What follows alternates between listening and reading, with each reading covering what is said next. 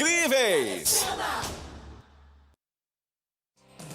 Planos de saúde serão obrigados a cobrir teste que detecta anticorpos para o novo coronavírus. Pandemia provoca o fechamento de mais de 300 mil postos de trabalho no mês de maio. Governo de São Paulo anuncia multa de R$ 500 para quem estiver sem máscara em áreas públicas. Estabelecimentos comerciais em que o uso da proteção não for respeitado serão punidos em R$ 5 mil por infração.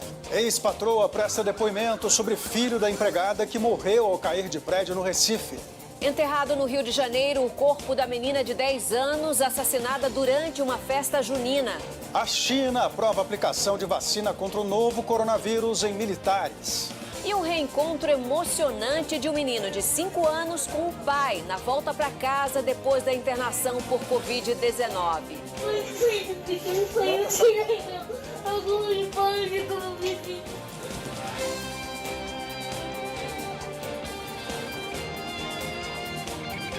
Está no ar o SBT Brasil.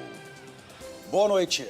Boa noite. O número de mortos pela Covid-19 no Brasil chegou hoje a 58.314. Mais de 1.368.000 pessoas contraíram a doença e quase 757.500 estão curadas. A partir de quarta-feira, o estado de São Paulo vai multar pessoas flagradas sem máscara. O estabelecimento comercial também será punido. A multa para o cidadão é de R$ 500 e para o comerciante de R$ 5 mil por pessoa. A nova regra passa a valer a partir do dia 1º de julho. Estabelecimentos comerciais para impedir que as festas aconteçam. A Igreja Católica voltou a realizar hoje missas presenciais em São Paulo, seguindo os protocolos que foram sugeridos, os protocolos sanitários. É verdade, Raquel. A lotação máxima é de 30% da capacidade, mas com distanciamento entre os fiéis. Fazia tempo que eles não tanto ouviam nós, os padres, como também, eu acredito, o povo. Então, foi muito tocante. A partir de agora, os convênios médicos vão pagar o teste sorológico que detecta os anticorpos do novo coronavírus. A decisão da Agência Nacional de Saúde Suplementar foi publicada hoje no Diário Oficial da União. Mesmo com sintomas da Covid-19, não está transmitindo, está tudo normal já. Já faz bastante tempo, né? Foi no começo de março. Estou tranquilo. Um incêndio de grandes proporções destruiu uma fábrica de produtos químicos em Guarulhos, na Grande São Paulo. Uma pessoa ficou ferida. Foram necessárias 28 viaturas.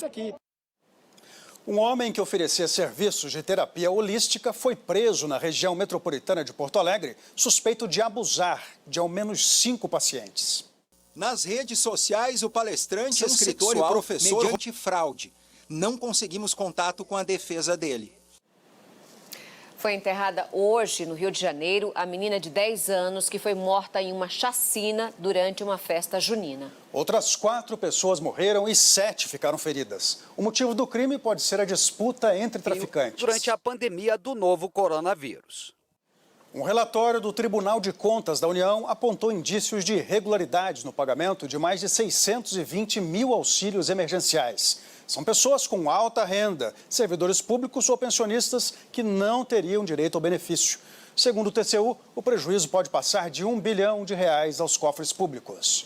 E as contas do governo federal apresentaram em maio um rombo histórico de 126 bilhões e 600 milhões de reais. As despesas foram maiores do que a receita por causa da queda na arrecadação de impostos e dos gastos com a pandemia. O destaque foi o pagamento do auxílio emergencial, que somou 41 bilhões de reais no mês passado. O Ministério Público do Rio de Janeiro recusou a proposta para evitar um processo criminal feita pelos indiciados no caso do incêndio no Centro de Treinamento do Flamengo em fevereiro do ano passado. Os promotores mantiveram o pedido de acusação por incêndio culposo, em que não se assume o risco de matar para 8 dos indiciados. 10 jovens morreram e 3 ficaram feridos. O Flamengo informou que não vai se pronunciar.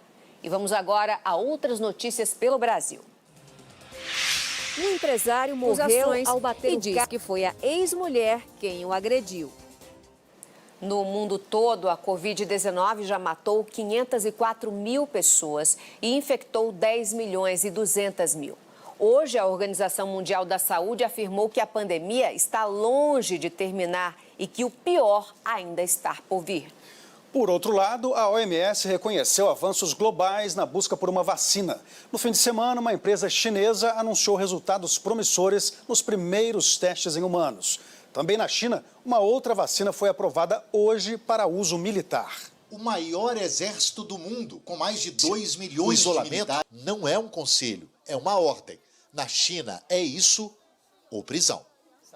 O Centro de Controle e Prevenção de Doenças dos Estados Unidos alertou que o número de infectados pelo novo coronavírus pode chegar a 25 milhões no país. Esse número estimado é 10 vezes maior que o oficialmente registrado.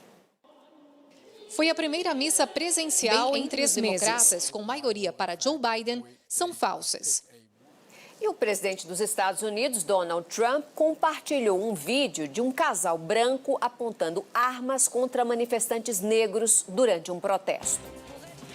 O governo do Irã emitiu um mandado de prisão contra o presidente americano Donald Trump. O governo americano classificou a iniciativa iraniana como um golpe de propaganda.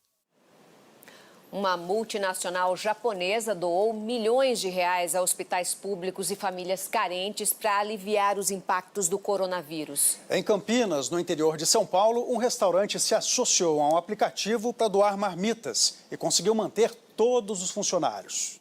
No que a gente pode fazer para continuar ajudando. A defesa de Fabrício Queiroz entrou com um pedido de habeas corpus para o ex-assessor parlamentar de Flávio Bolsonaro. A Justiça não informou os argumentos da petição, que ainda não foi julgada. Queiroz, que está preso desde o dia 18 de junho, prestou depoimento hoje. A repórter Débora Bergamasco tem os detalhes. Boa noite para você, Débora. Boa noite, Marcelo. Boa noite a todos. O ex-assessor parlamentar Fabrício Queiroz prestou depoimento à Polícia Federal por videoconferência.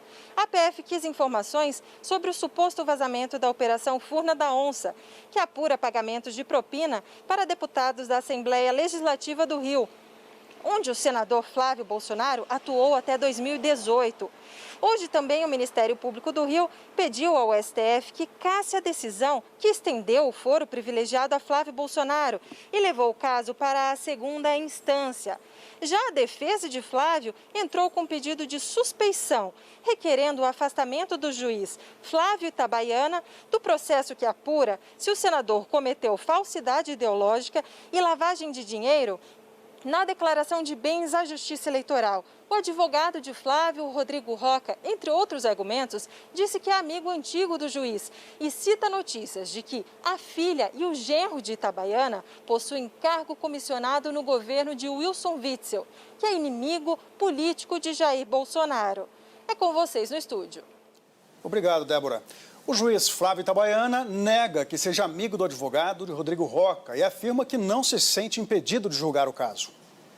A crise provocada pelo novo coronavírus contribuiu para o fechamento de mais de 300 mil postos de trabalho com carteira assinada no mês de maio. Desde o começo do ano, mais de 1 milhão de vagas foram extintas.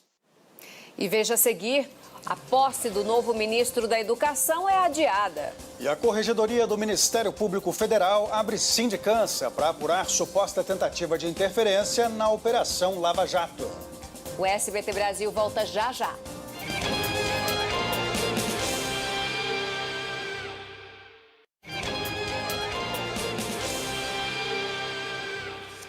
A Corregedoria do Ministério Público Federal abriu nesta segunda-feira uma sindicância para apurar se a Procuradoria-Geral da República tentou interferir na Operação Lava Jato. A suspeita de interferência fez com que 4 procuradores deixassem a investigação. O Procurador-Geral da República, Augusto Aras, disse que a Lava Jato não é um órgão autônomo. A visita a Curitiba das atividades.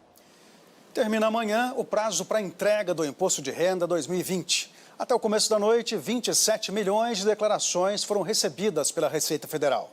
Isso significa que quase 5 milhões de contribuintes deixaram para fazer a entrega no fim do prazo e, assim, corre o risco de enfrentar um congestionamento no sistema. Quem não fizer a declaração pode pagar multa de até 20% do imposto devido. Você vai ver a seguir. Ex-patroa presta depoimento sobre filho da empregada que caiu de prédio no Recife. E o protesto dos jogadores de futebol na volta do Campeonato Carioca. O SBT Brasil volta já já.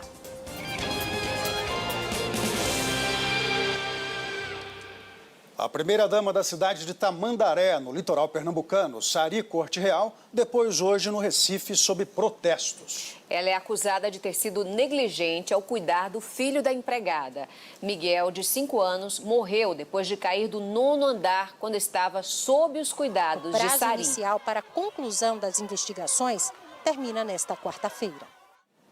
A posse do novo ministro da Educação, Carlos Alberto Decotelli, que estava prevista para amanhã, foi adiada. A nova data não foi divulgada pelo Palácio do Planalto. Desde o final da semana passada, universidades da Argentina e da Alemanha negaram que o novo ministro tenha doutorado na Argentina e pós-doutorado na Alemanha, conforme ele apresentou em seu currículo. Depois de se reunir no final da tarde de hoje com o presidente Jair Bolsonaro, Decotelli falou com a imprensa sobre essa polêmica. O pós-doutorado... O único campeonato de futebol do Brasil com a bola rolando, o Carioca teve protesto de jogadores com mais uma rodada com portões fechados. A volta do público já tem data marcada. A volta para casa de um professor que passou mais de um mês afastado para tratar a Covid-19 viralizou na internet. É uma história emocionante, né? Para a família que mora em Itupeva, no interior paulista, vencer o novo coronavírus foi só mais um desafio. A internação aconteceu no dia... Que figurinha, né? Que linda essa família.